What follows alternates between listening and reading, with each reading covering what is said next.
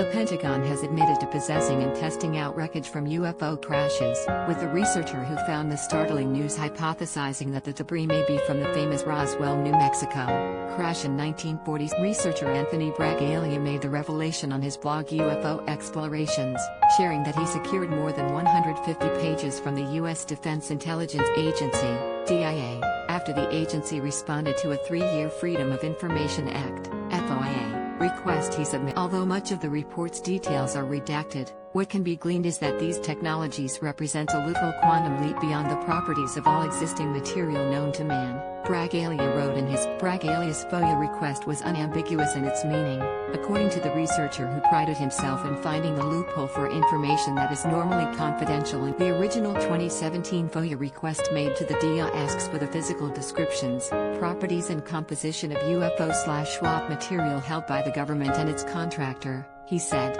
before adding that it refers to UFO/SWAP material and physical debris recovered by personnel of the Department of Defense as residue, flotsam, shot-off material or crashed WAPs or unidentified Bragalia attached the FOIA request and parts of the 5 documents he was given access to, which comprised the entire 154 PGs he had. The researcher did share that there were several documents that had to be heavily redacted. The documents showed that the testing was being carried out by Bigelow Aerospace, a Las Vegas, Nevada-based company that does private contract work for the Department of Defense. Included in the pages were the repeated mention of advanced technology reports surrounding nitinol, described as a shape recovery alloy. Bragalia shared that the nitinol had similar properties to the memory metal found near the Roswell, New Mexico, UFO crash site of 1940s. Pages from the FOIA reply indicate that the Pentagon was exploring whether nitinol could be integrated into the human body for the improvement of health, the researcher wrote in his.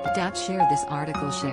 Exxon had flown over the site in 1947. 2 months after the Roswell crash in September, General George Shulgin of Air Intelligence said that the materials of construction of the flying saucers were possibly made of composite or sandwich construction utilizing various combinations of metals and plastic. The DIA-sponsored reports I received mention a highly engineered material called metamaterial is comprised of Bragalia wrote.